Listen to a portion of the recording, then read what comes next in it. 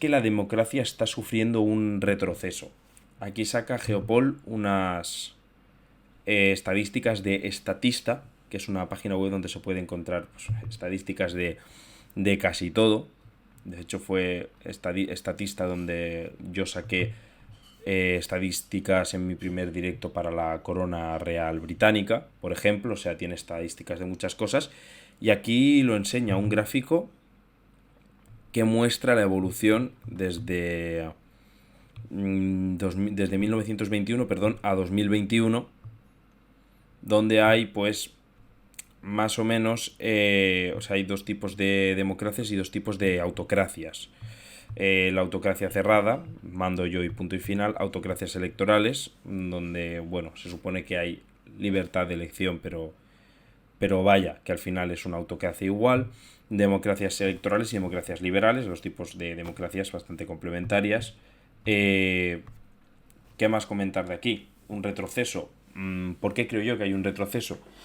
Yo imagino que es más por el tema de que cuando hay época de bonanza, cuando las cosas van económicamente bien, es muchísimo más fácil ser más laxo, dar más facilidades a la población, no ser tan autoritario. Pero en cambio, cuando hay crisis económicas, y sabemos que, por ejemplo, en sistemas capitalistas las crisis económicas son cíclicas, si son países que no tienen una gran cultura democrática, no tienen esa idea de democracia tan asentada adentro, como es el caso de Hungría, que ahora vamos a ver, por ejemplo, pues pueden poco a poco el gobierno ir tomando más control de instituciones, ir, ir cada vez recortando derechos a favor de una recuperación económica o de a favor de medidas para beneficiarte económicamente. Y yo creo que es un poco lo que ha pasado aquí, porque lo comentaba en el tweet, que había en 2016 97 y ha descendido ahora, bueno, el año pasado en 2021 a 89. El caso más claro, o que veo yo de esto que comento, es el caso de Ucrania. Y aquí pone que el Parlamento Europeo ya no la considera democracia, la considera una autocracia electoral. El único país de la Unión Europea que tiene, digamos, esta categoría. Sí que había distintas alertas que te lo hacían pensar con ese gobierno, no diré gobierno fascista, porque al final no es fascista, pero sí tiene corte fascista en muchas de sus políticas, que es el gobierno de Orbán. Pues se veía como poco a poco iba recortando libertades civiles, como es el tema de a la comunidad LGTBI, a los refugiados, a las mujeres con el tema del aborto incluso.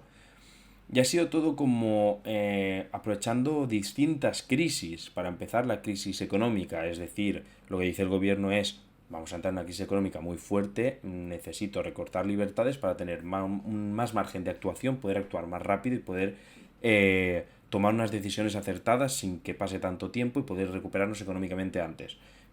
Genial. La gente dice que sí, ¿por qué no? Quiero decir, parece lógico, aunque sea peligroso.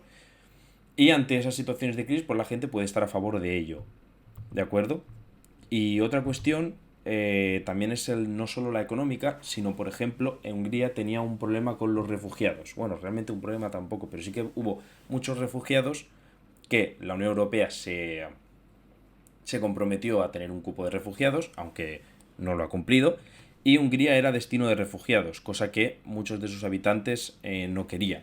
Por tanto, también se magnificó ese problema de los refugiados, igual que puede hacer aquí Vox en España perfectamente, que es magnificar el problema que suponen los refugiados, hacer lo demás y así pues crear un problema mucho más grande del que existe, o crear un problema que no existe y en base a esa emergencia social poder captar votos y también como efecto colateral pues atentar contra esas personas que comento, en este caso serían pues los refugiados. Por tanto, el ejemplo más bueno que veo yo para poder ilustrar esto es el caso de Hungría. Todos lo hemos visto evolucionar poco a poco. Tener el peligro de la ultraderecha, que poco a poco tuviera más peso el partido de Orbán, que cada vez apareciera más en las noticias, ver cómo Europa viraba entera hacia la derecha poco a poco, se hizo con el poder y fue implementando muchas medidas que a lo mejor en otros países, a pesar de ganar con ese discurso, no podría implementar. Porque creo también que aquí hay un factor muy importante que es cómo es la sociedad en ese país.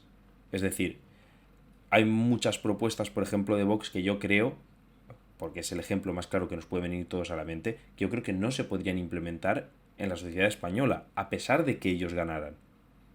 Es decir, por ejemplo, prohibición del aborto, limitación de algunos derechos que se han logrado respecto a la comunidad LGTBI. Creo que a pesar de que ellos ganaran, de que la mayoría les votara, son cosas que no se podrían implementar en España. Son políticas que en España no caben.